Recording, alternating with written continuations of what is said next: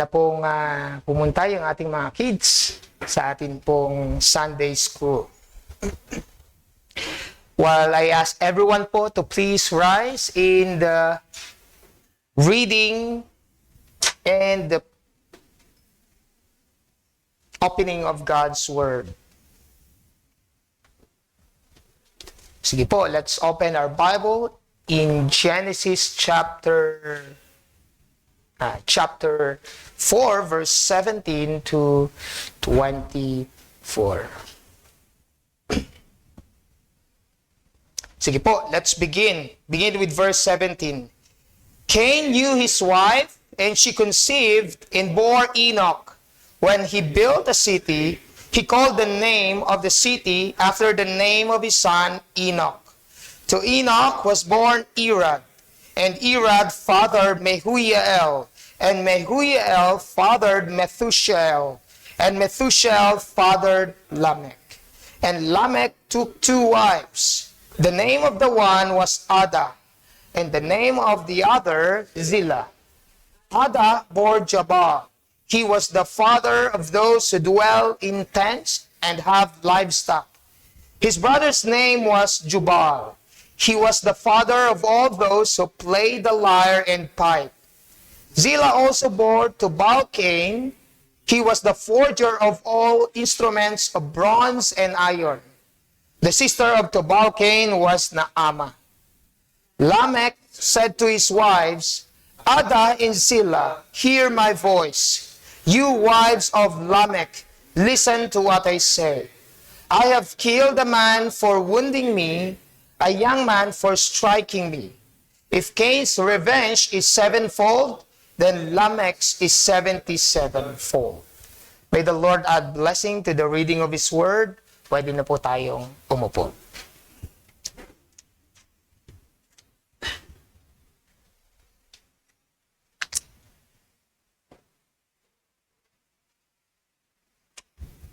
Imagine po, mga kapatid, yan sa illustration na yan. Imagine po natin ang isang mundo kung saan nagpo-progress at hindi po yan lingid sa atin ngayon. Where human progress is celebrated, cities rise, and skills flourish. Kagaya po ng ating nakikita rito. But without God. Can you imagine a world like that? Sa atin pong binasa ngayon, yan po ang picture ng Genesis 4:17 to 24. After Cain murdered Abel, his brother, instead of repenting, his descendants pursued life without God. We have seen that in verse 16.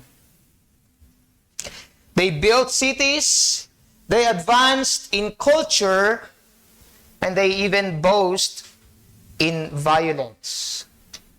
So ito po yung warning sa atin, mga kapatid. Our passage today warns us. Apart from God's indwelling presence, man will persist in his depraved and sinful condition. Apart from God's indwelling presence, man will persist in his depraved and sinful condition. Ngayong araw po, makikita po natin how the wicked line of Cain lived apart from God and bakit? And why this matters to us. Pero tignan po muna natin yung mga immediate context para maintindihan po natin ng masinsinan itong passage natin ngayon. Nabasa natin sa previous verse nitong present passage natin that Cain was judged and separated from God Himself. And then after that, here in our passage for today, Cain's descendants lived in rebellion against God. And next Sunday, we can see that Cain's brother, Seth, lived for God. Okay? So, ang title po ng ating sermon ngayong umaga ay The Wicked Line of Cain. The Wicked Line of Cain. And next Sunday, we'll be tackling the righteous line of Seth. So how did the wicked line of Cain continue in their depraved and sinful condition? We can summarize this, mga kapatid, that the wicked line of Cain continued to live by defying God's word, advancing in sin, and boasting in pride. Tignan po natin iyon, isa-isa. Unang puntos, Cain defied God's word. Meaning po, disobeyed God's word. Okay? Hindi po niya sinunod yung salita ng Diyos na hatol mismo sa kanya. Okay? Yan po ang first step, mga kapatid, to go away from God. Disobedience. If you're disobeying God, you're turning away from God. Cain ignores God's judgment and chose his own path. Very specific po yung sinabi doon. And Cain went away from the presence of the Lord. So how did Cain defy God's word? Number 1 point, he settled and did not wander. Yeah. He settled and did not wander. Verse 17 says, Cain knew his wife, and she conceived and bore Enoch. So makikita po natin dito, mga kapatid, kung saan si Moises na siyang nagsulat ay isinulat na si Cain mismo ay nagkaroon ng pamilya. At hanggang sa generations, 7th generation pa, hanggang sa kay Lamech. Yan. And they built a city for themselves. And we can see that even in the midst of judgment, what do we see here in God's character? God's temporal preservation is evident in the life of Cain. Yan nga yung mercy na na-mention ni Pastor Ian last meeting, last Sunday. Okay? Ang tawag po dito, mga kapatid, ay common grace. God's common grace. Kung saan yung family life is enjoyed by both believers and non-believers. Okay? So, ito mo ba, i-assign na ng approval ng Diyos para kay Cain? Did he do something deserving of this common grace? Kita po natin, wala. Siya mismo ang umalis. Pero, nakaranas pa rin sila ng pamilya. Karoon ng anak, ng asawa. Yan. Kung ito po ay deserve ni Cain, if he does, it would no longer grace but works. Okay? This common grace is purely God's goodness and kindness to all of His creation, especially to those who bore His image. Okay? Who bore His image. Ano po ang sinabi ng Matthew chapter 5, verse 45? So that you may be sons of your Father who is in heaven. For He makes His sun rise. His sun rise on the evil and on the good, and sends rain on the just and on the unjust. Yan po ang common grace, mga kapatid. Kung saan, masama or mabuti, nakakaranas. Common sa atin. Yan.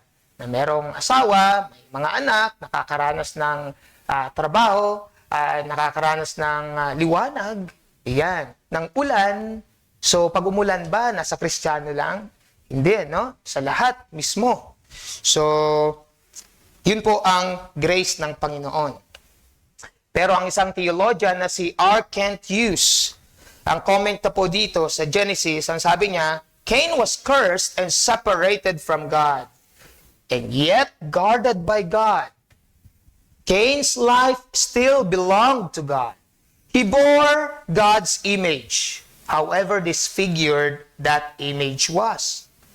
But take note of this, ang sinabi ni R. Kent dito, sabi niya, this was the utmost mercy that he could do, that God could do, and thus for the unrepentant.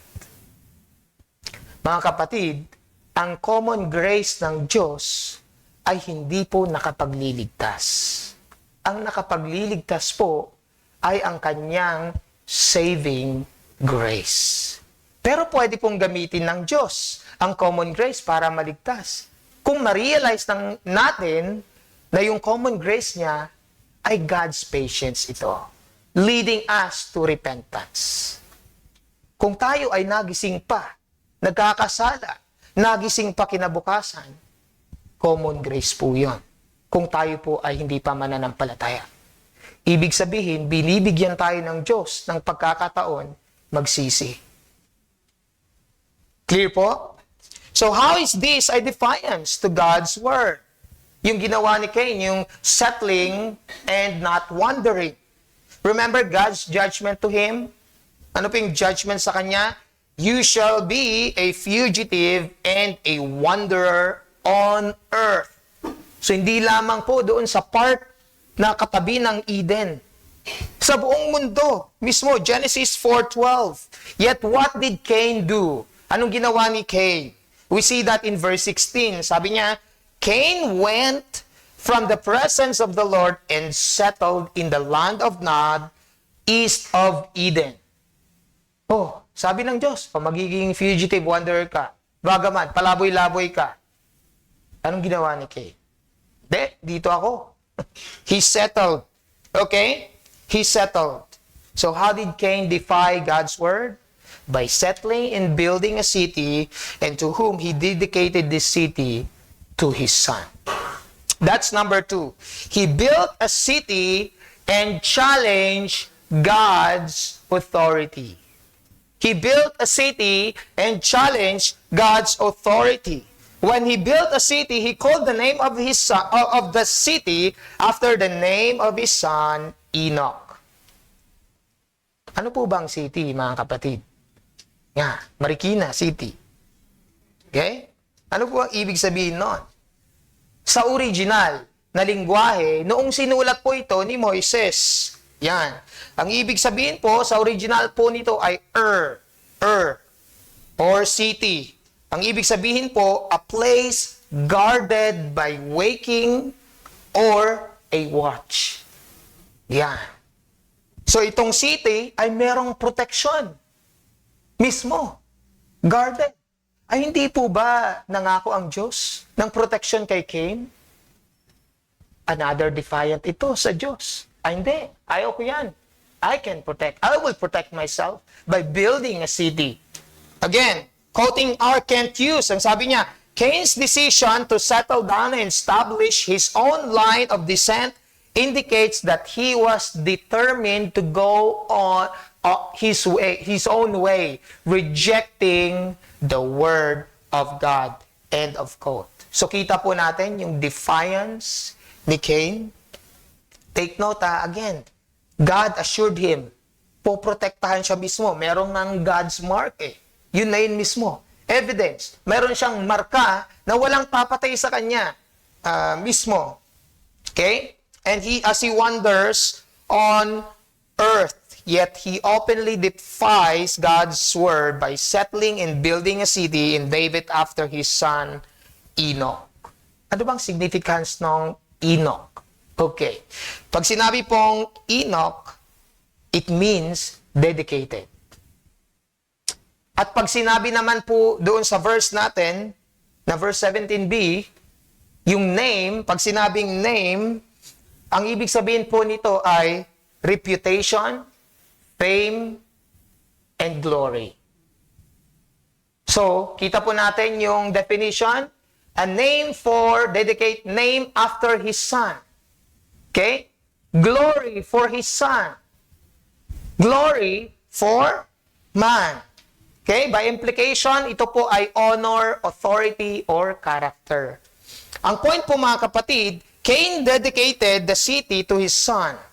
It is the beginning of civilization that seeks to glorify man rather than God. Okay? Kung ma-observe nyo, probably we can say that Cain must have been building a city for his own protection, with his own defense from all the attackers. Yan. Yan yung thinking niya, di ba? Whoever finds me will kill me. Verse 14. So his behavior, mga kapatid, coincides with what Cain believes. A civilization without God. A civilization without God. A city, a population without God. Okay? Meron na pong nangyari niyan. Okay? In chapter 11, where we can read, the people by that time was, they were building the Tower of Babel. Okay? At ito po yung sinabi nila mismo in verse 4. Then they said, "Come, let us build ourselves a city, yan, and a tower with its top in the heavens, and let us make a name for ourselves. Let us make a name for ourselves, lest we be dispersed over the face of the whole earth." Yan. Parang ang ganda pa, tinatago pa eh. Ang intention naman natin, para hindi na tayo maghihiwalay. Pero, again, they were competing with God's supreme authority. They want to build a city that reaches up to heaven. Yan. Okay? So we can see here, mga kapatid, that God, in the life of Cain, He assures him of protection as he wanders on earth, yet he does not believe, a defiant of God's word. So makikita natin that in making or in seeking a security of a city, itong buhay mismo ni Cain appears of his sinful, defiant to God's judgment. He should be a vagabond, laboy mismo, fugitive, wanderer, but he lacks faith in God's protection na walang papatay sa kanya. Ang sabi ng Calvin's commentaries, and I quote, "The house of Cain, therefore, was more populous than Moses states. But because of the memorable history of Lamech, which he is about to subjoin, he only adverts to one line of descendants. He passes over the rest in silence." Meron pa po ba tayong narinig after the line of Lamech? Wala na. Ang point, mga kapatid, is that the wicked will not prosper because God is just. May hustisya ang Diyos mismo.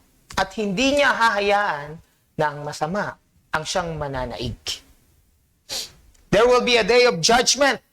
And in the case ng context, ng time, ng pinanggagawa ni Cain at ang kanyang descendants, the great flood, yung judgment, in Genesis 7:23. And we will see that the name that man built for themselves will soon perish with them. Genesis 7:23, he blotted out every living thing that was on the face of the ground, man and animals and creeping things and birds of the heavens. They were blotted out from the earth. Lahat po. Sino natira? Noah and family. Only Noah was left and those who were with him in the ark. In the ark. What about you, brothers and sisters, and the rest of mankind?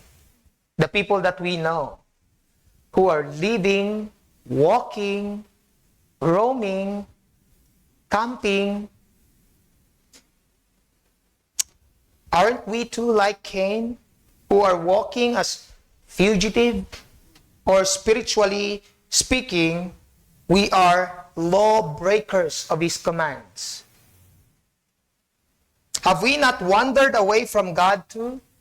Meaning, we are lost people away from the presence of God. Ang point, mga kapatid, is this. If you are still unrepentant from our sins, we are lost like Cain. We wandered away from God. Ano pong sinabi ni Pablo in Romans 3, verse 12? All have turned aside. Together they have become worthless. No one does good. Not even one. Wala ni isa. Lahat ay nagkanya-kanya. Sa King James ba to or sa sa NIV, ang term po doon, all have gone their way. Yan, lumayo. And what's the first step? Disobedience. Defiance of God's word. If you remain unrepentant, you are totally lost and you will be condemned for defying God's authority. Sa New Testament, na-mention si Cain. But it's not a good example. Sabi ni Jude in verse 11, woe to them, for they walk in the way of Cain, and abandon themselves for the sake of gain, to Balaam's error and perish, and Korah's rebellion. Ano po yung pinapatungkulan dito ni Jude? Those who are rebelling or rejecting God's authority. Makikita po natin yan sa verse 8 and verse 10. Sa immediate context na itong Jude 11. Okay? Ang lungkot, mga kapatid. Okay? That you will be mentioned as a bad example, like that of Cain. But the good news is this. Here's our difference with Cain. Although we are lost, we are described by the Bible as lost coin, lost sheep, lost son. And the good news is that we have been found. We have been found. Luke 15 is a good example in reference of this. Lost but found. Verse 6 of Luke 15.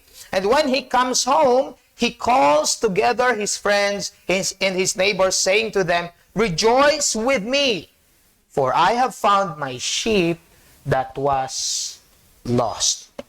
Just so I tell you, sabi ni Jesus, in-explain niya na yung parable, just so I tell you, there will be more joy in heaven over one sinner who repents than 99 righteous persons who need no repentance. So, sino po yung lost sheep? The one sinner who repents.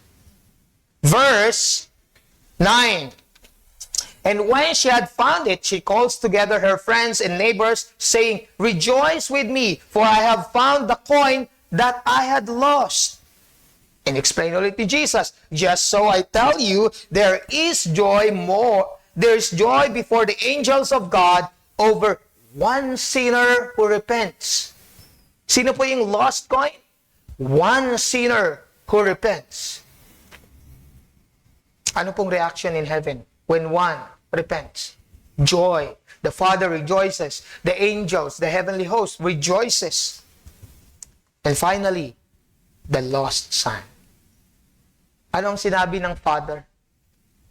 Sabi niya, for this my son was dead, and is alive again. He was lost, and is found. And they began to celebrate. Uy, wala naman pong nakalagay dyan na repent eh. Wala nga po. Pero ito po yung description ng repentance niya. Anong sinabi ng son? Father, I have sinned against heaven, God, and before you. You see that? I am no longer worthy to be called your son. That is repentance. There is a change of mind. It's not only regret. It's not only remorse. It's a change of direction There is a decision and an action to be made. Galing siya doon sa pinakababa dahil na-realize niya na, babalik ako doon. Pero hindi bilang anak, katulong na lang o katrabaho. Servant ng aking father. Nawalan na siya mismo ng kanyang desire. He knew what he had done and he confessed that to his father. What was the reply of the father? But the father said to his servants, bring quickly the best robe and put it on him, and put a ring on his hand and shoes on his feet, and bring the fattened calf and kill it, and let us eat and celebrate.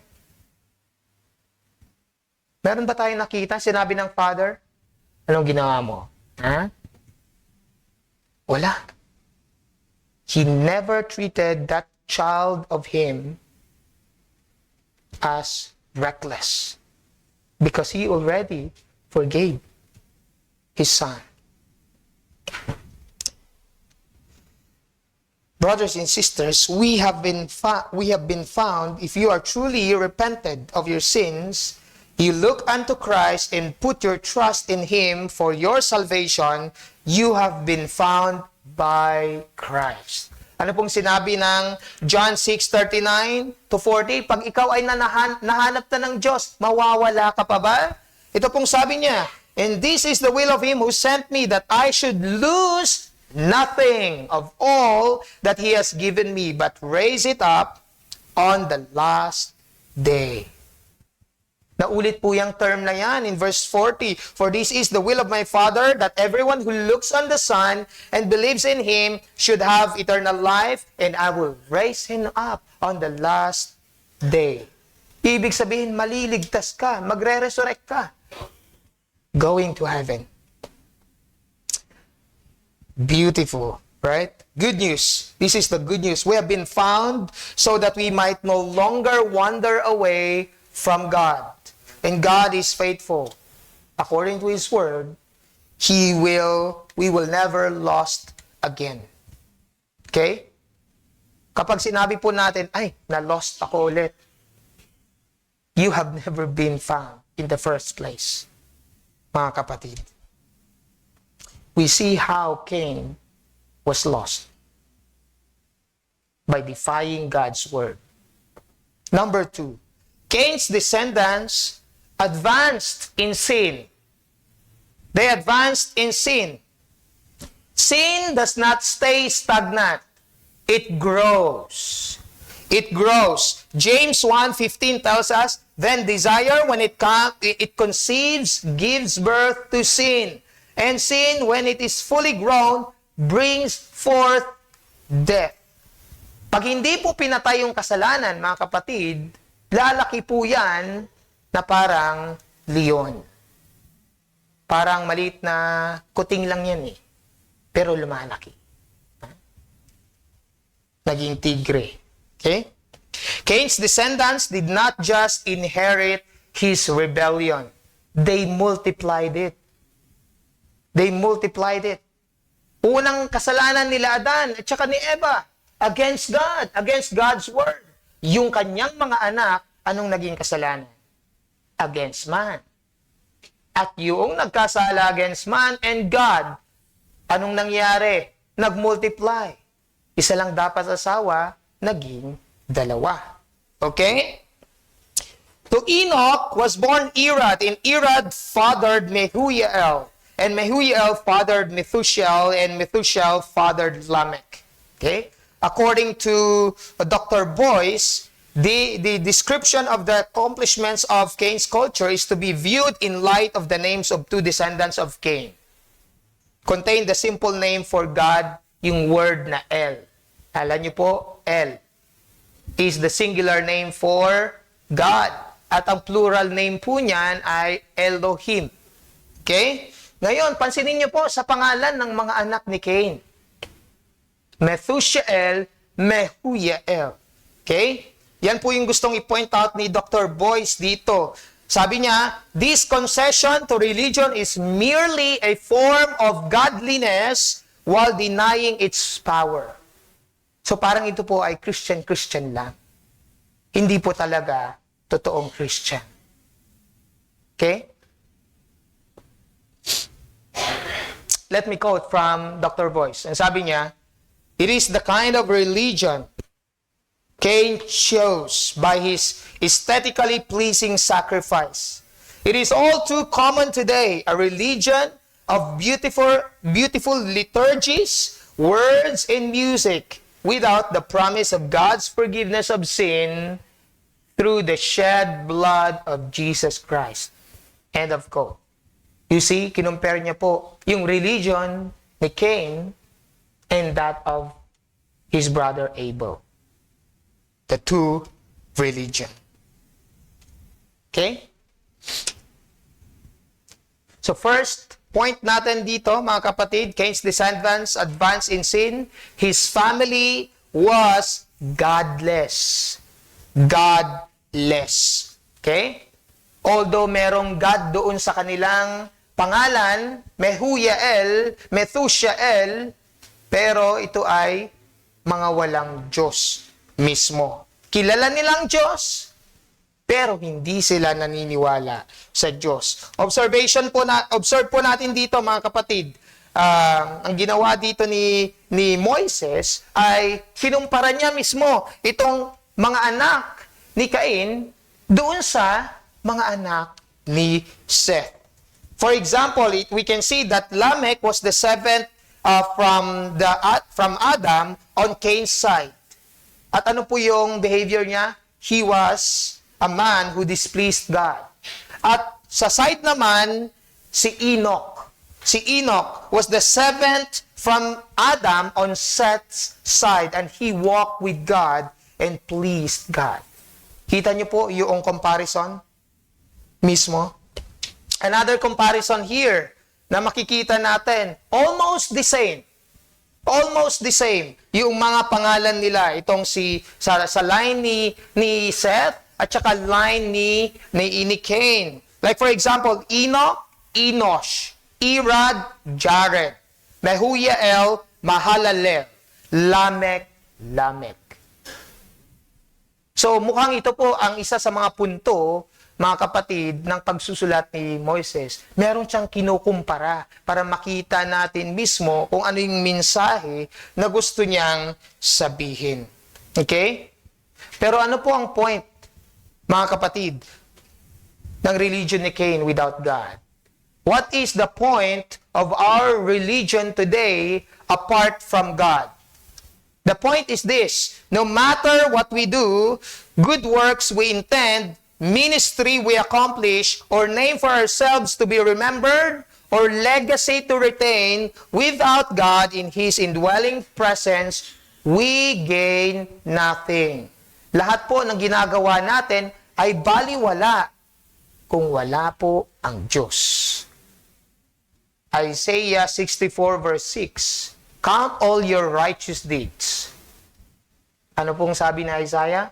All these things are just filthy rags. Filthy rags. Ang sabi ni Mark chapter 8 verse 36, what does it profit a man to gain the whole world and forfeit his soul? Sige, nasa iyo na ang lahat. Pero yung kaluluwa mo ay hindi ligtas. Ano ang kabuluhan ng meron ka?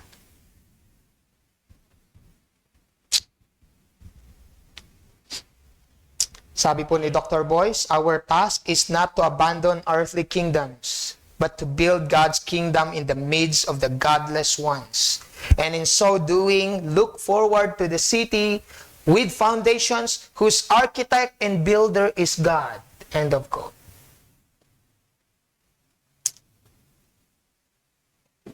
Cain's descendants were godless.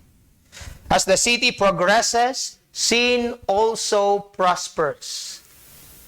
As civilization advance, makikita po natin na yung kasamaan ng tao ay mas dumadami rin. Dahil wala po ang Diyos. Or hindi po sila naniniwala sa Diyos. Pangalawang puntos, Lamech defied the law of marriage. He defied the law of marriage. Okay? Lamech has two wives. Look at this. And Lamech took 2 wives. The name of the one was Ada, and the name of the other, Zillah. Okay? Lamech has 2 wives. Ang tawag po dyan ay bigamy. 2 ang kanyang asawa. And this is an abuse of the marriage institution. Bakit po? Ang disenyo po ng Diyos sa marriage from the very beginning ay isa lamang po ang asawa. Okay? Genesis 2:24. God established the law of marriage. It was composed of 1 man for 1 woman, 1 husband for 1 wife. No earthly laws that could ever break this. Okay? Genesis 2:24, therefore a man shall leave his father and his mother and hold fast to his wife, and they shall become one flesh. Ang point po mga kapatid is that having more than one wife in marriage is a departure from God's divine word and institution of marriage. Hindi po pwede 2, 3, or 1,000. Kagaya ni Solomon. Totoo po yun. Kagaya ni Solomon. Okay? If this institution gets destroyed, everything else follows. Family, descendants, community, country, and the world. We can see yung disastrous effects of this departure from God's institution in the next chapters. Okay? In the preceding chapters of Genesis. Okay? Baka ma-miss din natin. Ayan, yung asawa niya. Yung 2. Merong significance din po niyan, yung mga pangalan nila. Remember? Their names describes themselves. Okay? So we see here the names of Lamech's wives. Their names were all significant. Okay? So, most probably yung kanyang pagpili ay base sa physical attraction. Okay? Just look more than their moral stature or spiritual commitments. Like for example, yung original term po ng word na Ada in Hebrew means ornament or beauty. Okay? At Zillah naman, ang original term po niyan ay shade or yung covering sa hair. Okay? Sa hair mismo. At yung kanyang anak, for example, si Naama, ang pangalan niya ay loveliness. So you see, it's all physical attractions. Ang point lamang po mga kapatid, Lamech looked after external beauty than a virtuous woman. He committed himself to physical pleasure, beauty, and charm, not to those inner qualities or spiritual qualities. Is there something that we can learn there? Youth, singles, or those who are in a relationship. What do you look to a man or a woman for marriage? Are you also like Cain's line, who are after physical attraction than spiritual qualities? If this is you, God calls you fools. God calls you fools. You know His truth and still disobey Him. That's the meaning of foolish. You know the truth and you openly disobey Him. You are a fool. Proverbs 31, verse 30 tells us, charm is deceitful, beauty is vain, but a woman who fears the Lord is to be praised. Not only woman, of course, man who fears the Lord. 2 Corinthians 6:14, do not be unequally yoked with unbelievers, for what partnership has righteousness with lawlessness? The Bible describes us to seek after the spiritual qualities of a man or a woman when considering who to date before marriage. 1 Peter 3:4, but let your adorning be hidden person, be the hidden person of the heart with the imperishable beauty of a gentle and quiet spirit, which in God's sight is very precious. While the spiritual line of Cain, mga kapatid, is distorted, it does not remove the fact that they were created in God's image. Evidently, they were still able to showcase creativity. Okay? Last point. Sa point number 2 natin. Lamech's descendants were masters of skill but not of virtue. Masters of skill but not of virtue. Okay? Kung mapapansin po natin yung mga pangalan nila, di ba? Ada bore Jabal, he was the father of those who dwell in tents and have livestock. His brother's name was Jubal, he was the father of all those who played the lyre and pipe.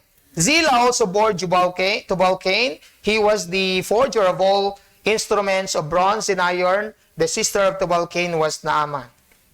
So makikita natin mga kapatid, after the fall, it does not limit the ability of man to function effectively in this world. So God's image was not removed. They could still think rationally. Pag kumain sila, naka-erected pa rin naman compared to the that makes them separate from any other creatures like animals. But it was severely tarnished. Talagang polluted na lahat ng kanilang desisyon, they can do it apart from God. We can see here in these verses how successful and skillful Cain's line were. Okay? Observe niyo po yung descendants po ni Lamech dito, they made progress when it comes to their skills and profession. Si Jabal, ano pong ibig sabihin niya? Raised livestock. They raised livestock. Si Jubal, siya po ay inventor ng music and musical instruments. Si Tubal Cain naman ay he worked as in bronze and iron. Yung nanay niya, sino po ang nanay ni Tubal Cain? Zillah. Siya po ay instructor of those who are working for bronze and iron. Okay? At yung word po kanina na irad, ang ibig sabihin po nun ay fleet. Fleet. So you see now, Cain's line, under him, the name after a city after his son as a sign of the authority, okay? At yung anak niya mismo, mga anak nila na merong si Irad, fleet, probably mga soldiers ito, okay? Mga musicians, mga gumagawa ng mga spears and swords, okay? At alam niyo pa ang ibig sabihin ng Lamech in the original term? Powerful. Powerful. Kaya ganun na lang siya kayabang. Yes. Ganun po ka-significant yung kanila pong mga pangalan in order for us to understand what is happening in these verses. Okay? So these skills, mga kapatid, wala pong mali doon Wala pong mali doon. Lahat tayo, meron ding skills na kagaya nila. May mga musicians din dito. Okay? For example, si Abel, he was also a shepherd. Di po ba? Pati yung mga Israelites, they were also enabled by the Spirit to be what? What do we call this? Able to work an art used for God's temple. In-empower po sila. Si David, he was a musician. Okay?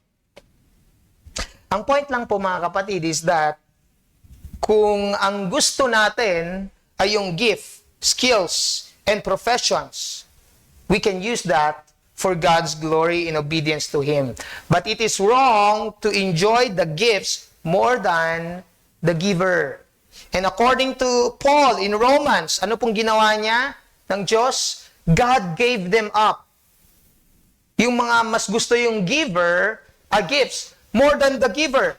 Okay? Those who worship and serve the creature rather than the Creator who is blessed forever. Romans 1:25. Ang sabi po ni Lawrence Richard, sabi niya po dito, no matter what progress man makes technology, the underlying fault is unrepaired. Men can master the environment, but men cannot master themselves. And only by looking to God to cover and transform man, can man be saved. You see, mga kapatid, baliwala po lahat ng ito apart from God. We see a civilization without God. And sin, saan po nagsisimula yung sin? Or wandering away from God? Disobedience. Saan po ang peak nito? Pride. Okay? Sin reaches its peak when pride takes root. Lamech gloried in violence and self-reliance. We go now to our last point. Cain's murder became a source of pride. We can see here that Lamech boasts in his self-reliance. Lamech said to his wives, Ada and Zillah, hear my voice, you wives of Lamech. Listen to what I say. I have killed a man for wounding me and a young man for striking me. Kung nakikita niyo po sa inyong mga Biblia, mga kapatid, naka-indent po yung term na yan. Yung sinabi, conversation mismo ni Lamech. Okay? Poetic po yung pagkasabi niya yan. Ibig sabihin, parang ito po ay kinanta niya mismo. Pansin niyo po, ganyan po yung itsura ng Psalms. Pakanta po niyang sinabi ito. Talagang tuwang-tuwa siya. Ang many theologians would call it as the song of sword. Song of sword. And it probably the origin of weapons from his family. Sino nga po yun? Si Tubal-Cain. Bronze and iron na siyang gumawa ng mga sword and spears that he had the confidence to defend himself and take life easily. Okay? Again, quoting R. Kent Hughes, sabi niya, rather than shame, Lamech wore violence as a badge of honor. This was a remorseless, carnivorous man. Just as marriage was debased with the rise of Canaanite civilization, life was devalued. Okay? Even yung mga self-defense, mga kapatid, our intention is not killing, but protection. Okay? We can discuss that in great detail sa ating HFGs. Okay? Ang point, mga kapatid, na-mention ni Lamech si Cain. Okay? Yet, like Cain, he continued impenitent. He was trembling yet unhumbled. Okay? Last point, Lamech boasts in his own security. Ano po yung sinabi niya? If Cain's revenge is sevenfold, then Lamech's is 77-fold. So Lamech boasted that he will not go unpunished for killing in self-defense. Okay? Ito, another abuse of God's patience. Okay? He was never, after this, anong nangyari? He was never heard again until the time of great judgment. Genesis 7:23. Ang sabi po ng Reformation Study Bible on this verse, Cain's violence and vindictiveness are greatly magnified in his descendants. So the depth of Lamech's depravity is evident in his arrogant assurance and self-reliance. End of quote. So makikita natin, mga kapatid, na yung vengeance, God's vengeance doon kay Cain was sevenfold. Okay? 7. Perfect measure po ito. Appropriate ito sa isang crime. Pero ano pong ginawa ni Lamech dito? He threatened everyone. Okay, merong papatay sa akin? I will avenge myself 77 times. Someone will hurt me, I can defend myself 77 times. Okay? Theologians would call it an avalanche of vengeance. Okay? What about us, mga kapatid? How many of us have sought vengeance? Ang vengeance po ngayon or revenge becomes a norm today. For example, ikaw, na-offend ka ng isang tao or ng isang group. Okay? Ano pong ginagawa natin? We curse them. We wish them bad. Like, madapa ka sana. Okay? Yes, mamatay ka na sana. Or ito, sa ating puso, may araw ka rin sa akin. O yung paborito mismo natin na line ni FPJ, lintik lang ang walang ganti. Lintik meaning lightning. Okay? Vengeance has become our lifestyle. And when the time comes, pag napuno na tayo nung nangyari, we unleash a devastating attack to those who hurt or offended us. As Christians, mga kapatid, we do not take vengeance, for we have an avenger. Instead, we repay good. Tanggal na yung back pala. Okay? Instead, we repay good to those who have done evil against us. Halimbawa po, ito, si Peter ay tinuruan mismo ni Jesus at yung kanyang mga disipulo to show mercy and forgiveness rather than taking vengeance and takes matter into our hands. Okay? Ito po yung practical application nito, mga kapatid, of God's grace that we receive from Him. Ano po yung sinabi ng Matthew 18:21-22? Then Peter came and said to him, Lord, how often my brother sin against me and I forgive him? Ilang beses ba dapat ako magpatawad? 7 times po ba? Ang sabi ni Jesus, hindi ko sinabing 7 times, pero 77 times. Nakita niyo po ba yung contradiction doon sa idea ni Lamech at saka yung idea ni Jesus of vengeance? Okay? We do not take vengeance. We forgive. We showed mercy. Okay? Kung kay Lamech ay, I will take vengeance 77 times. But in Christ, those who are in Christ, we will forgive 77 times. Paano pag 78 na? Okay. Ang point lamang po, mga kapatid, we show an endless mercy. Yan po ang punto. Okay? We do not take matters into our hands. God is sovereign. Okay? To end this, mga kapatid, imagine this. Kagaya po ng nakikita natin sa picture, yung isa, yung nasa kanan, pag nakatingin po tayo sa PV, yung wala pong dahon at saka bunga. Imagine, ang isang punong yan, nakatanim po dyan sa dry and barren soil. Hindi po talaga namumunga. So kahit na gaano kataas, okay? Gaano karami yung kanyang mga sanga, kung wala pong tubig, ano po ang mangyayari? It will eventually wither and die. Ganun po ang itsura ng civilization or nung line ni Cain. Okay? They were rooted in human achievement but cut off from the life-giving presence of God. Meron silang mga cities, mga masters ito of their skills at mga malalakas, na mayabang, boasted in strength.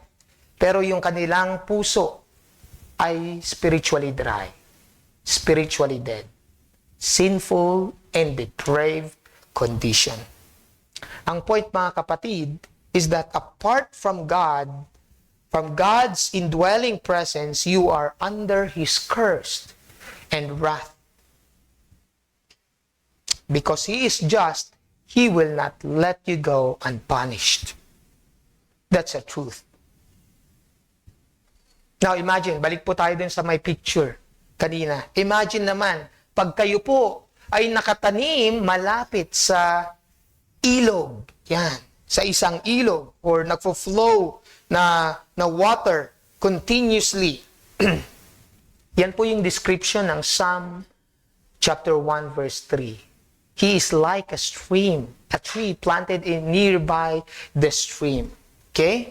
It flourishes because its roots draws life from the source, from the water, from God's presence. Okay? Ganun din naman tayo, mga kapatid. If God dwells in you, His presence nourishes you and transforms you.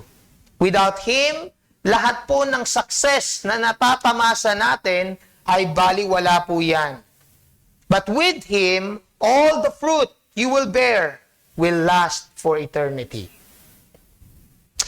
If God dwells in you, you are secure in His presence forever. God's gracious and loving presence will transform us from dust to glory. Okay? So mga kapatid, we do not settle for an earthly and temporary city like Cain did.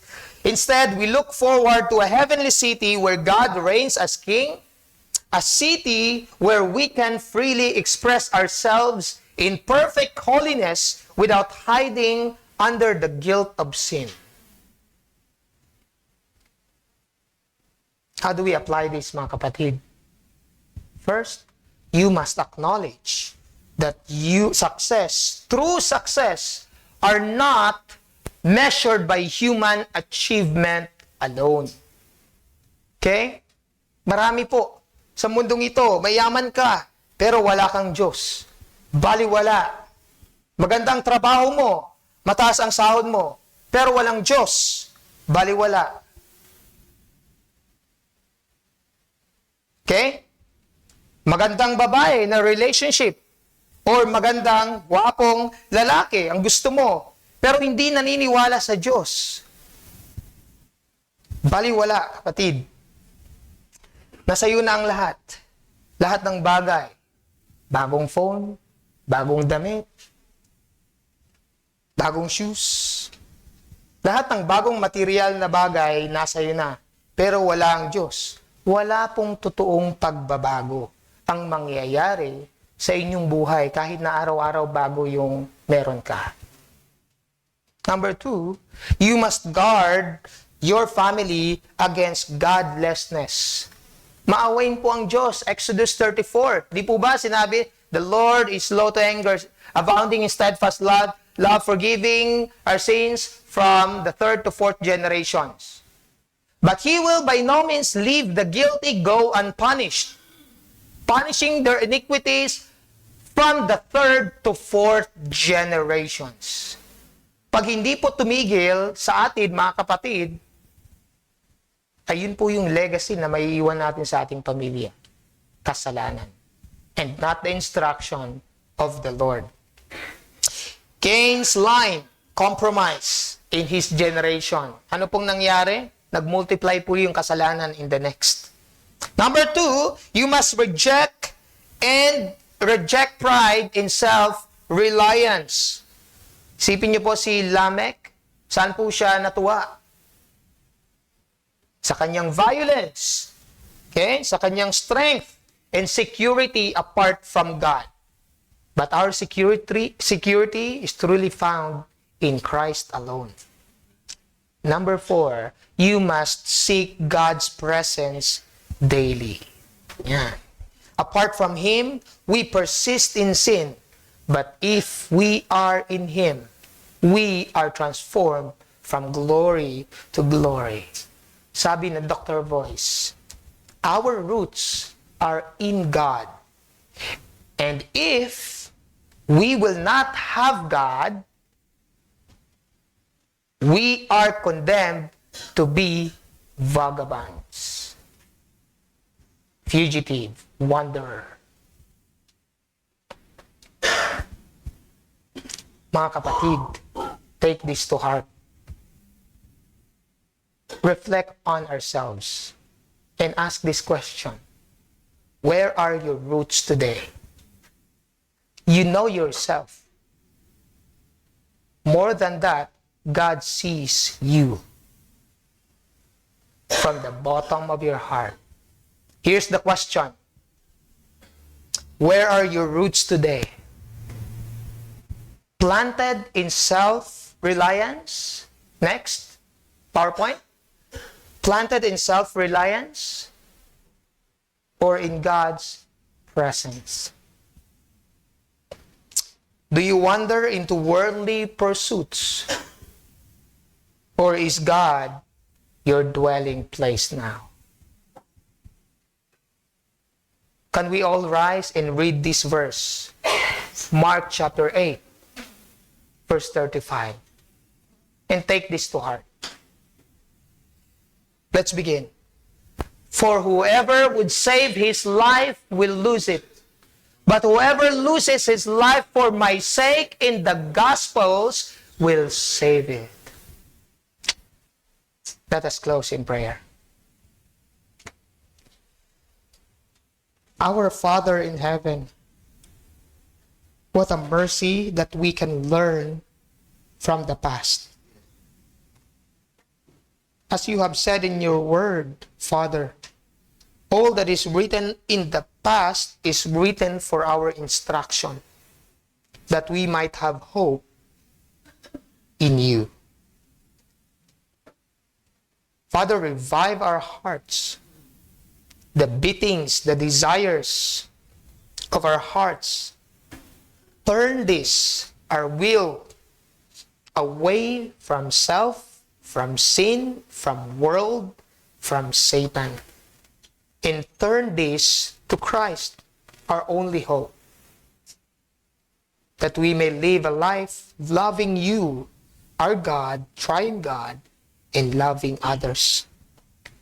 Help us to forsake the world of our decisions that are contradicting to your authority. Help us to be a true disciples, denying ourselves, taking up our cross. Change us, Father, and allow us to live a life that is not aligned with Cain's line, but that of the Messiah's line, in Christ-likeness and holiness. May this word of yours be inculcated in our minds and illumine our hearts, that we may live a life acceptable in your sight. This we pray in Jesus' name. Amen. Amen.